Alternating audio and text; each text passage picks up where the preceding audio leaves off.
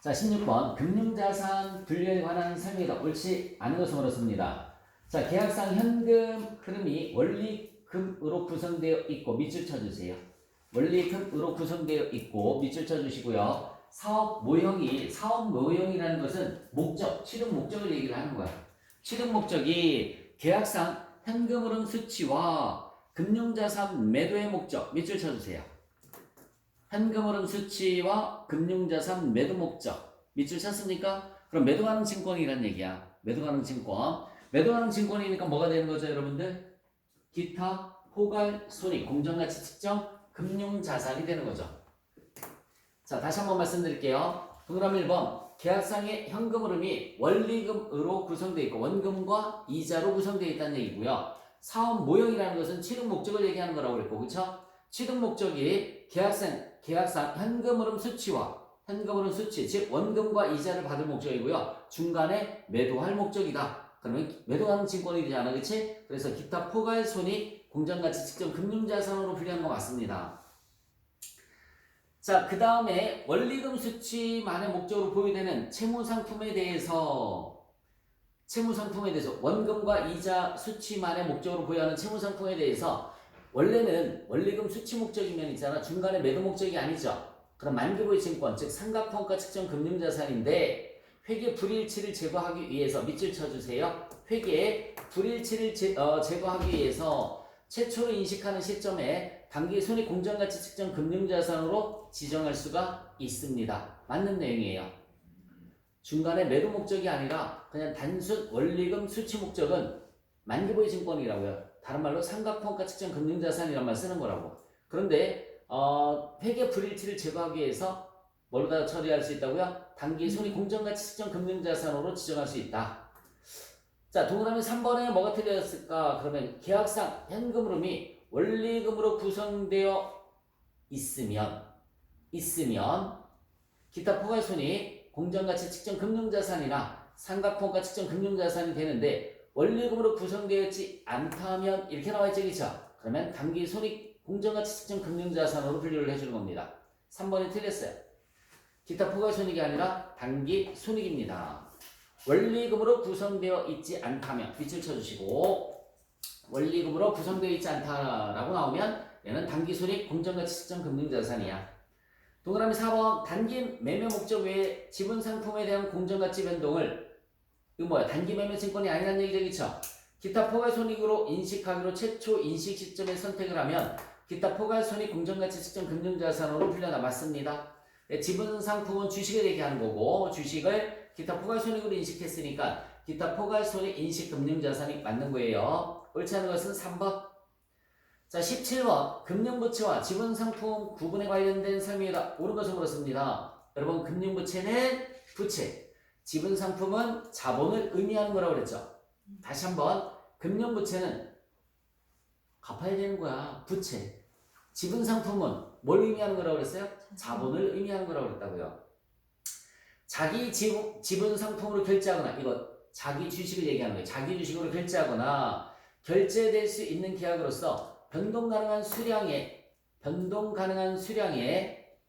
자기 지분 상품을 인도할 계약상 의무가 없어요. 의무가 없어. 밑줄 쳐주세요. 의무가 없는 비파생 상품은 만약에 의무가 있으면 금융 상품이지만 의무가 없으면 뭐라고요? 지분 상품으로 분류한다. 맞습니다.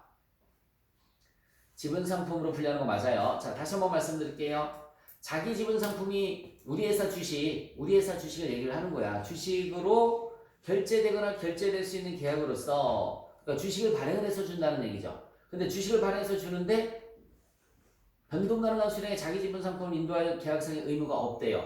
의무가 있었으면 금융부채지만 의무가 없으면 뭐가 되느냐면 지분 상품이 되는 거 맞습니다. 동그라미 2번. 거래 상대방에게 현금 금융자산을 인도하기로 하는 계약상 의무는 밑줄 쳐주세요. 계약상 의무는 의무니까 당연히 뭐예요? 금융부채가 되는 겁니다. 금융부채. 의무가 있으면 여러분 문장을 해석해서 그냥 너무 복잡한 말이 어려운 게 있잖아, 그치? 내가 나한테 의무가 있다 그러면 금융부채라는 얘기가. 동그라미 3번. 상환 우선주 발행자가 우리 회사예요. 보유자에게, 상대방에게. 다시 한번. 상환 우선주 발행자가 우리 회사가 보유자에게 상대방에게 미래 시점에 확정되었거나 결정 가능한 금액을 의무적으로 상환해야 하는 밑줄 쳐주세요. 역시 의무적으로 상환해야 하는 밑줄 쳤으니까 그러니까 이것도 뭐에 속하는 거지? 금융부채에 속하는 거죠. 자, 동그라미 4번에 보시면 자, 상환 우선주의 보유자는 누구니? 상대방이지, 그치?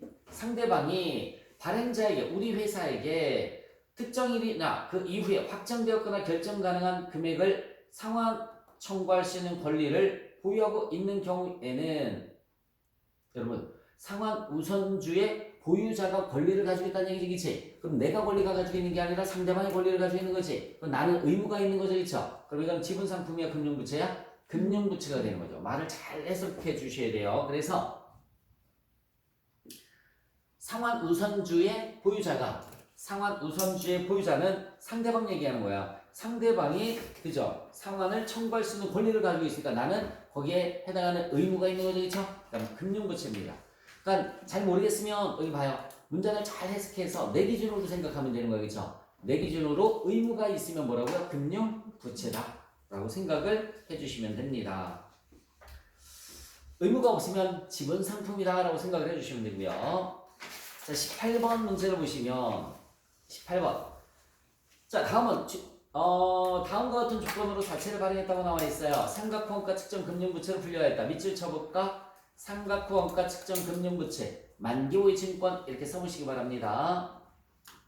재무상태표에 표시된 사채 장부 금액은 얼마인가? 라고 물었습니다. 액면 금액은 100만원, 발행일은 1월 1일, 만기일은 12월 31일, 3년이네요. 액면 이자율이 10%고요. 시장 이자율이 12%, 그리고 연금형가와 현가계수가 나와 있습니다. 여러분, 자, 볼까? 칠판 보세요. 하나, 둘, 셋. 1월 1일에 시장 이자율이 12%라고 그랬고요. 3년 뒤에 액면이 얼마라고 그랬습니까? 100만 원이라고 그랬어요. 그리고 액면 이자, 다른 말로 표시 이자라고 하는데 10%라고 나와 있으니까 10만 원입니다. 이 얘기는 미래에 3년 뒤에 100만 원을 갚기로 하고 돈을 빌리는 거죠, 그죠? 100만 원을 갚기로 하고 돈을 빌려줘요.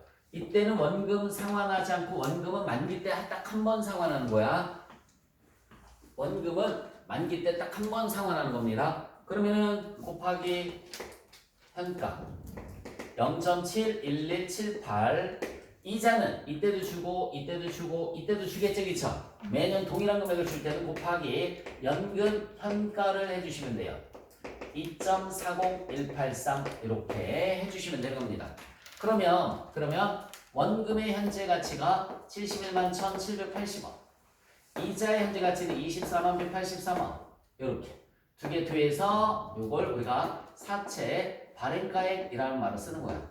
사채 발행가액 얼마 나올까요? 951963 이렇게 나옵니다. 951963. 그래서 얘네 입장에서 보면 1월 1일에 돈을 얼마 빌려 갖고 오느냐면 여기 봐요.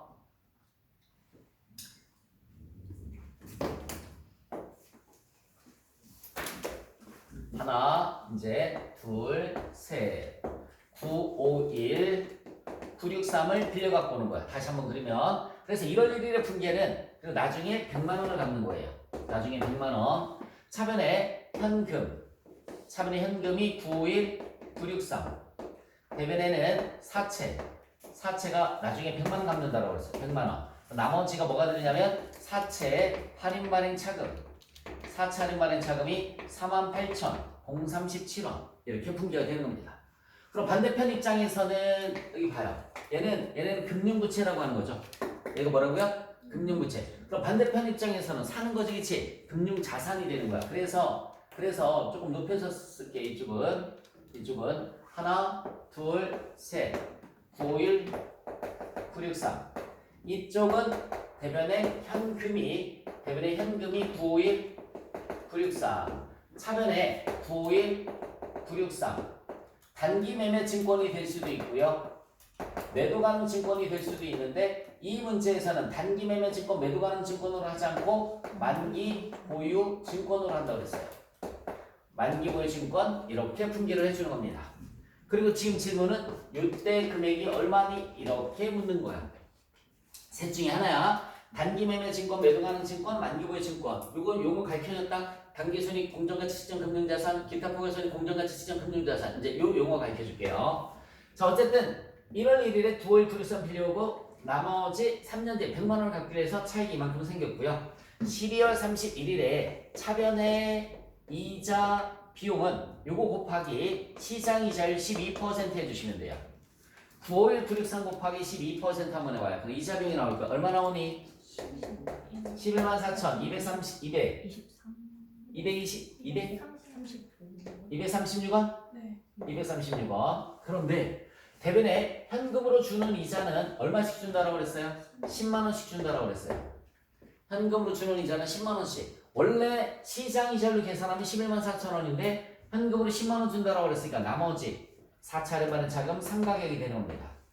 4차례 받은 차금이 14,236원 이렇게 되는 거죠. 요걸 우리가 뭐라고 하냐면 플러스 상가격이라고 해요. 플러스 상가격. 14,236원을 표해 주시면 이때 금액이 나와요. 96만 6,199원 이렇게 나오겠네. 이때 금액은. 자, 그러면 반대편 입장에서는 12월 31일에 여기 봐요. 12월 31일에 분계가 다같이 이자 비용의 반대가 뭐가 되는 거지? 이자 수익이 되는 거죠. 대변의 이자 수익 금액은 11만 4,236원. 현금으로 얼마 받느냐면 10만 원을 받아요. 현금으로 10만 원을 받아요. 그럼 나머지 14,236원 얘가 이렇게 없어지는 걸 뭐라고 한다고 했어요? 두 글자로 상각한다라는 말을 쓰는 거라고 그랬죠. 상각인 만큼 얘네는 만기 보유 증권이 증가하는 거야. 14,236원. 그래서 플러스 상각액 이렇게 해주시면 이때 96만 6,199원 이렇게 나오겠죠, 그쵸? 얘를 취득 원가라고 하고요. 이쪽에서는 금융자산 입장에서는 취득 원가라고 하고 얘는 상각액만큼 증가되는 원가지, 그치? 그래서 상각 후 원가라는 말을 써요. 그래서 상각 후 원가라는 말을 쓰는 거야. 얘는 그래서 단기 손익 공정가치 측정 금융자산, 기타 포괄 손익 공정가치 측정 금융자산. 얘는 뭐라고 한다고요? 상각 후 원가 측정 금융자산.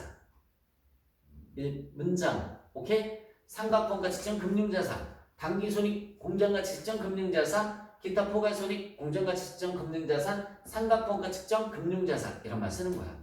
상각액만큼 증가되는 거예요. 그럼 한 번 더 가야 되겠다. 플러스 상각액.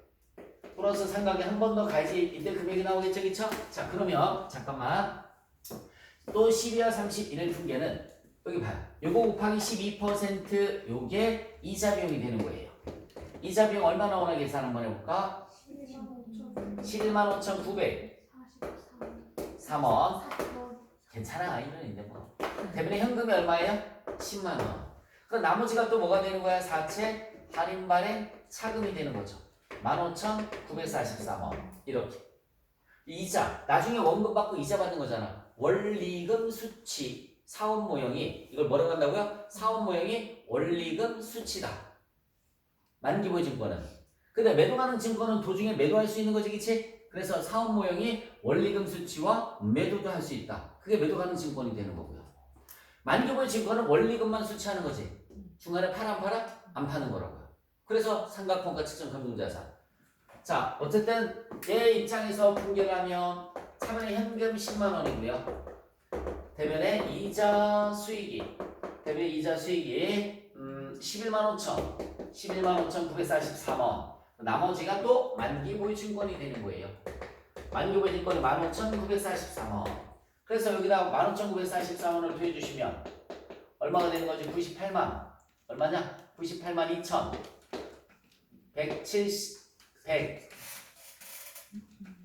98만 2천 얼마? 143?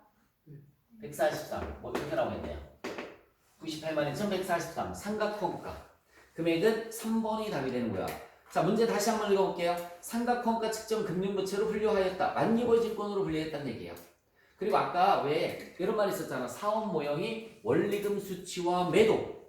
사업 모형이 원리금 수치와 매도면 중간에 팔 거지? 기타 포괄 손익을 뜻하는 거고, 그냥 사업 모형이 원리금 수치만 있으면 만기까지 간다는 얘기예요. 삼각형가 측정 금융자산을 얘기를 하는 거고. 원리금 수출 변동 이런 말이 없으면은 단기 손익 공정가치 측정 금융자산이 되는 거고. 이제 요거 이해 가죠? 요거 상각공가 측정 금융자산 이런 말 쓰는 겁니다. 자, 18번의 답은 그래서 몇 번이 답이 되느냐면 3번이 답이 되는 거예요. 3번. 칠판 정리하시고 10분 쉬었다 합시다. 자, 16몇 번이냐? 19번이지? 전환사채에 관한 설명이다. 옳지 않은 것을 물었어요. 전환사채는 나중에 주식으로 전환할 수 있는 권리, 주식으로 전환할 수 있는 권리가 부여된 사채. 이걸 전환사채란 말 쓰는 겁니다. 그래서 전환사채 발행 금액에는 전환권 대가가 뭐냐면은 전환권 대가가 주식으로 발행할 수 있는 권리에 대한 대가예요. 주식으로 발행할 수 있는 권리에 대한 대가가 포함되어 있다. 맞습니다. 전환권 대가에 해당하는 부분은 무조건 부채로 계산한다. 이번에 틀렸죠? 대부분 지분상품으로 분류가 됐죠? 자본잉여금이라고 그랬어요. 내가 전환권 대가는 자본잉여금에 해당하는 거라고 그랬습니다. 그래서 이번에 틀렸어요. 상환할증금 지급 조건인 경우에는 상환할증금이 뭐죠? 나중에 주식으로 전환하지 않았을 때 보상을 해주는 게 상환할증금이다 라고 설명해 준 적이 있습니다. 보장 수익률이 액면이자율보다 높은 거고요. 전환사채는 부채 요소와 자본 요소를 모두 가지고 있는 복합 금융 상품이다. 맞습니다. 그래서 옳지 않은 것은 2번 부채가 아니라 자본 항목, 즉 지분 상품으로 분류한다. 이렇게 나왔어야지 맞는 거야. 자, 20번 문제를 보시면 충당부채에 대한 설명이다. 옳지 않은 것을 물었어요. 충당부채는 과거 사건의 결과, 현재 의무가 존재하고 미래의 지출 가능성이 매우 큰 것을 충당부채라는 말을 쓰는 겁니다. 동그라미 1번을 봤더니 미래의 예상 영업손실은 부채의 정의에 부합하지 못할 뿐만 아니라 충당부채 인식 기준도 충족하지 못합니다. 때문에 충당부채로 인식하지 않습니다. 미래의 예상 영업손실 꼭 기억하세요. 미래의 예상 영업손실은 충당부채로 인식을 하지 않습니다. 동그라미 2번 계약상 의무에 따라 발생하는 회피 불가능한 원가가 당해 계약 때문에 받을 것으로 기대되는 경제적 효익을 초과하는 계약을 체결한 경우에는 관련된 현재 의무를 충당부채로 인식을 해줘야 됩니다. 맞고요. 동그라미 3번 입법 예고된 법률의 세부사항이 아직 확정되지 않은 경우에는 해당 법안대로 제정될 것이 거의 확실한 경우에도 충당부채를 인식할 수 없다라고 나와 있는데 제정될 것이 거의 확실한 경우에는 충당부채로 인식을 해줘야 됩니다. 3번이 틀렸어요. 3번이 틀렸습니다. 입법 예고된 법률이 세부사항이 아직까지 확정되지 않았다 하더라도 법안대로 제정될 것이 확실하면은 충당부채로 설정을 해줘야 돼요. 충당부채 화폐적 시간적 가치 영향이 중요한 경우에는 의무를 이행하기 위해서 예상되는 지출액의 현재 가치로 평가한다. 맞죠? 그래서 옳지 않은 것은 3번이었습니다. 자, 그 다음에 다음 중 자본거래가 자본 항목에 미치는 영향으로 옳은 것을 물었습니다. 여러분 일단은 배당을 준다라는 말은 동그라미 1번에 배당을 준다라는 말은 이익잉여금이 있을 때만 가능한 거죠. 그러니까 배당을 하면 주식 배당을 하면 이익잉여금은 감소가 됩니다. 그리고 주식으로 주니까 자본금은 증가가 되겠죠. 주식을 발행을 해서 주면 자본금이 증가되는 거예요. 하지만 돈이 나간 게 아니죠. 돈이 나간 게 아니기 때문에 총 자본은 변동이 없습니다. 여러분 총 자본의 변동이 있으려면 돈이 들어오거나 돈이 나가야지만 변동이 있는 거야. 다시 한번 말씀드릴게요. 총 자본의 의미는 자본금, 자본잉여금,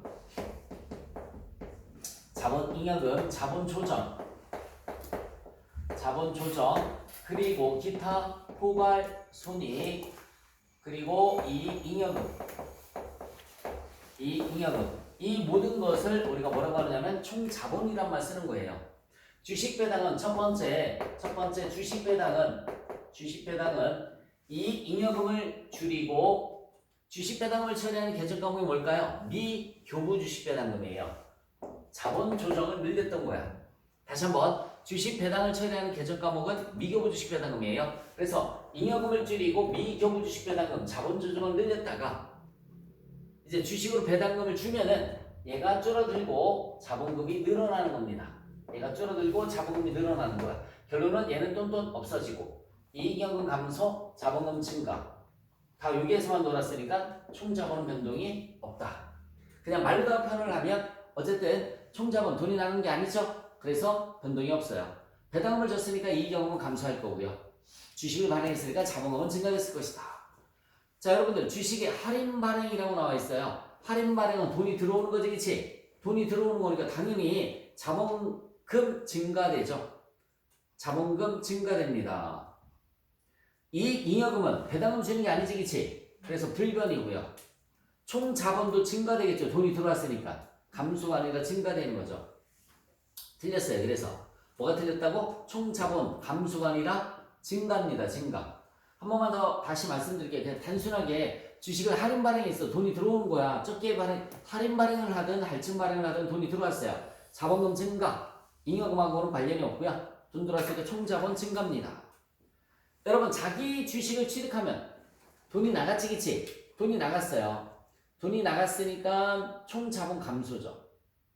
이익여금은 불변입니다. 자본금은 불변이죠. 자본금 불변. 왜? 자기 주식을 취득했지 자본금을 감소시킨 게 아니잖아, 그치? 그러니까 자본금 불변입니다. 이익여금 불변, 총 자본은 돈 나갔으니까 감소가 되는 거죠. 자, 현금 배당, 배당이네. 배당은 이익여금이 있어야지만 가능한 거라고 그랬죠, 그쵸? 그러니까 이익여금은 감소죠. 이익여금 감소. 자본금은 불변이죠. 자본금하고는 관련이 없어요.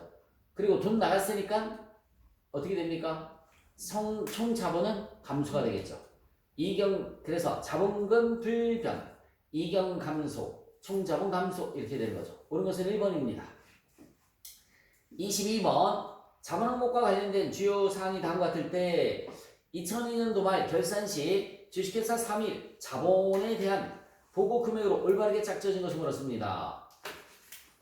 여러분 기업과 니은 자료를 보시면 11월 11일 이사회 결의를 통해서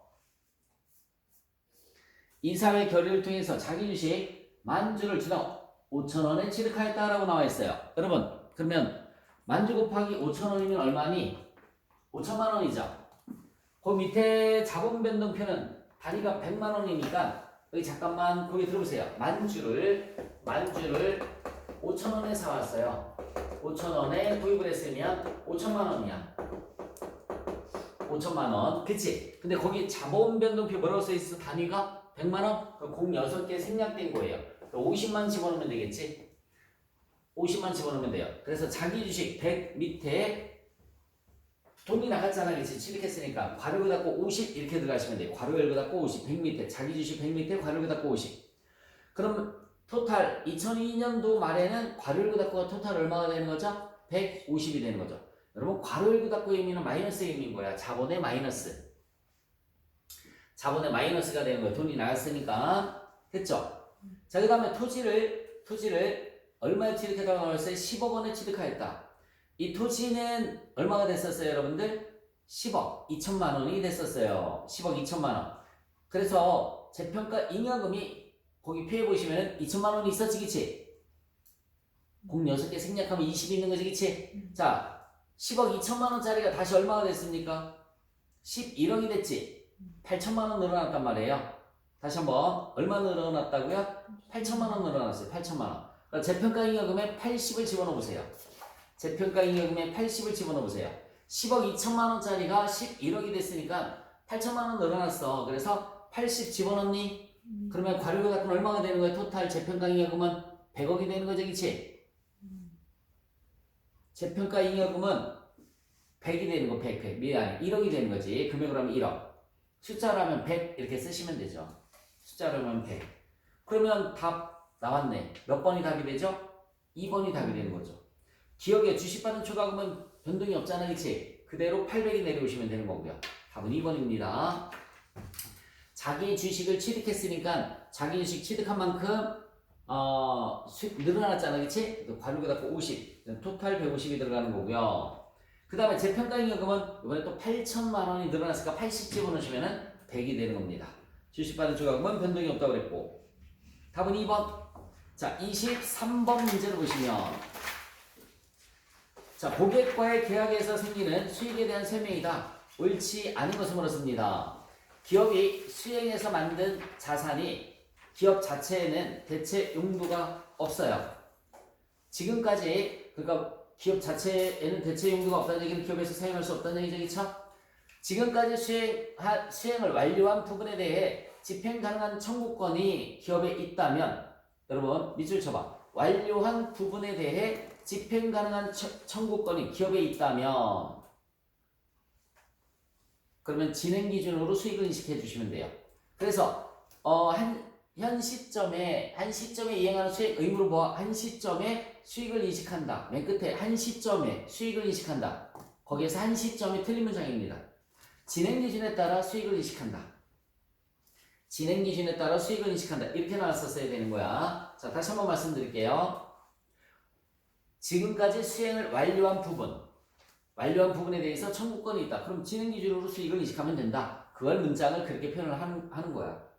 옳지 않은 것은 1번이었습니다. 한 시점이 아니라 진행 기준으로 수익을 인식한다. 이렇게 나왔었듯이 맞는 문장이고요. 동그라미 2번을 보시면 고객에게 약속된 재화나 용역을 이전해서 수행 의무를 이행할 때 고객이 자산을 통제할 때 밑줄 쳐주세요. 고객이 자산을 통제할 때 밑줄 쳤어요? 네, 그때 수익을 인식해 주시면 되는 겁니다. 자, 동그라미 3번. 거래 가격이란 고객에게 약속한 재화나 용역을 이전하고 그 대가로 기업이 받을 권리를 갖게 될 것으로 예상되는 금액이며 부가가치세와 같은 제3자를 대신해서 회수한 금액은 제외한다. 맞습니다. 부가세는 내게 아니죠, 그렇죠? 부가세는 내게 아니에요. 재화나 용역을 이전한 시점과 고객이 대가를 지급하는 시점이 1년 이내로 예상되는 경우에는 중요한 금융 요소가 유의적이 않다고 보아, 그러니까 이자 비용이 현재 가치와 미래 가치 차이가 중요하지 않다고 보아 금융 요소를 조정하지 않을 수 있습니다. 다 맞는데 옳지 않은 것은 1번이었어요. 진행 기준으로 수익을 인식한다. 자, 그 다음에 24번 문제를 보자. 주식회사 반품에 6천만 원을 원가가 얼마라고 나와 있습니까? 3천만 원 나와 있죠. 제품을 판매를 했습니다. 그러면 여기 잠깐만 원가 분계를 먼저 해볼까? 예전에 여기 잠깐만요. 상품을 매입 시 차변의 상품 3천, 대변의 현금 3천 이렇게 분계를 했었겠죠. 자, 이제 상품을 매출을 했어요. 얼마에 팔았다고 나와 있어? 대변의 상품 매출 6천만 원. 차변에는 뭐 현금 6천만 원. 이렇게 분계를 하겠지. 그러면 매출 마이너스 매출 원가는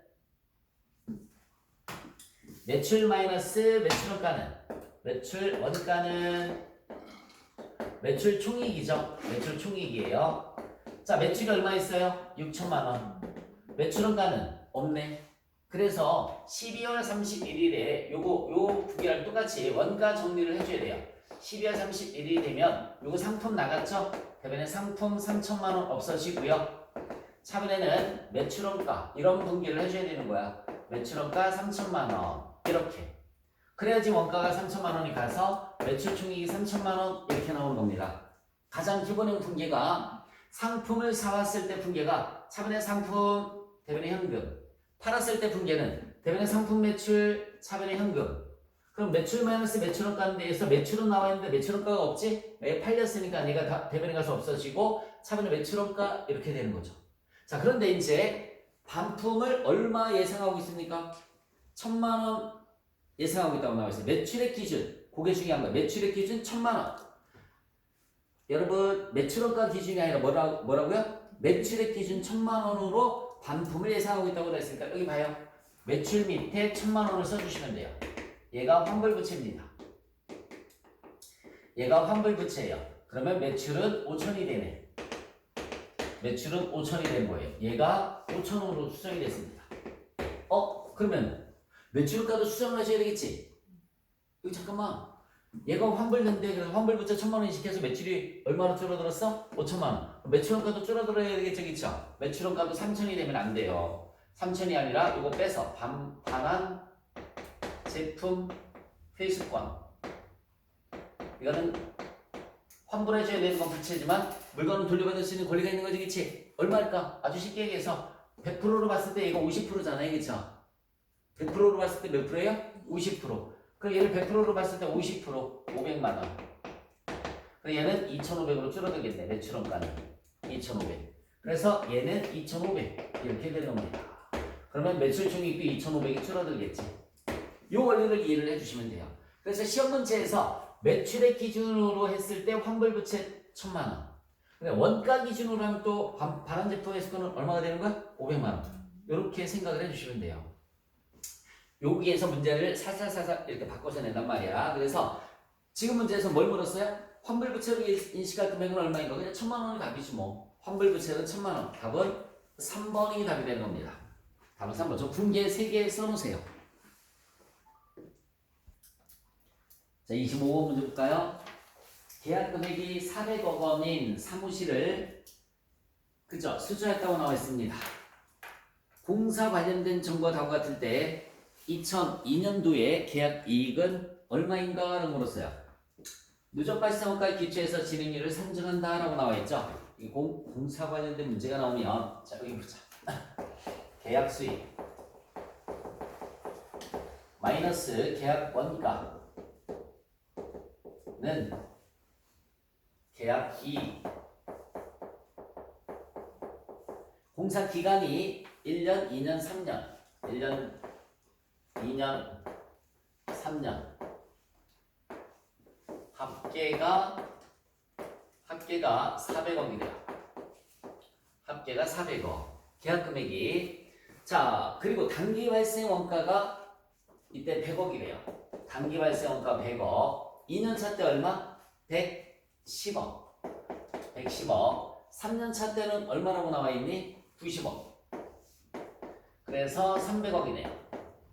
그러면 토탈 계약 이익은 100억 원이 되는 겁니다. 여러분, 이 잠깐만 거기 들어봐봐.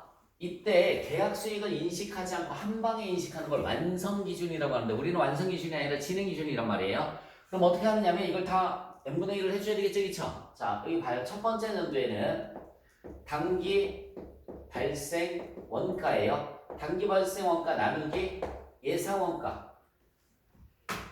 예정 원가를 내주시면 돼요. 총 예정 원가. 자, 그러면 단기 발생 원가 100억 나와 있지? 100억 나누기 총 예정 원가가 얼마라고 나와 있어?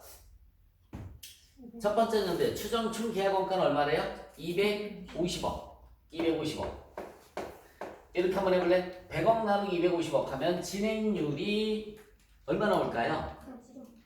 40%? 40% 나온대요. 여러분 여기 봐요. 얘가 진행률이라고 하는 거예요. 진행률. 진행률이 40%가 나왔어요. 그러면 여기다가 곱하기 40% 이렇게 해주시면 돼요. 그러면 얼마 나오니? 44, 16, 160억. 그럼 계약이익은 60억 이렇게 되겠네요. 계약이익은 60억. 자, 그런데 시험 문제가 1년차 때를 물은 게 아니라 2년차 때를 물었죠, 그쵸? 2년차 때는 여기 봐봐. 2년차 때는 단기 원가가 아니야. 누적 원가예요. 누적 원가 나누기 총 예정 원가입니다. 그때도 총 예정 원가고요. 똑같이 총 예정 원가. 자, 여기 봐봐요. 누적 원가라는 것은 이렇게 누적된 걸 얘기를 하는 거야. 얘하고 얘를 더해주면 누적 원가가 210억 나오죠. 210억. 총 예정 원가가 증가했지. 얼마예요? 그래서 총 예정 원가가 300억. 맞지? 총 예정 원가는 300억. 그러면 여기 볼래? 70%가 나오죠. 얘를 누적 진행률이라고 하는 거야. 누적 진행률. 그럼 누적 진행률이 70%니까 앞에서 인식한 거 40% 빼줘야 되겠죠, 그쵸? 그럼 몇 프로가 나오니? 30%가 나와요. 요번에는 곱하기 30%를 해주시면 돼요. 3, 42, 120억. 얘가 10억 이렇게 나오겠네요. 그래서 두 번째 연도는 10억. 1번이 답이 되는 겁니다. 마지막 연도는 계산할 거 없다? 얘들아, 마지막 연도는 이렇게 계산하면 돼. 여기 봐요. 마지막 연도는 칠판 봐. 토탈 400억인데, 그치? 토탈 400억인데 앞에서 얼마 인식했어? 280억 인식했지, 그치? 얼마 남았어? 120억. 그럼 얘는 30억. 이렇게 나오겠죠. 다 더해주면 100억 나오잖아, 그치? 자, 이 시험 문제에서 나올 수 있는 게 뭐가 있냐면, 요 시험 문제에서 나올 수 있는 거, 요 진행률. 두 번째 연도의 진행률은 몇 %니? 요거 물을 수 있고요. 두 번째, 여기 봐요. 두 번째 연도의 계약 이익은 얼마니? 요거 물을 수 있고, 계약 수익은 얼마니? 요거 물을 수 있어요. 문장을 잘 봐야 돼. 계약 수익을 물었는지, 계약 이익을 물었는지. 요거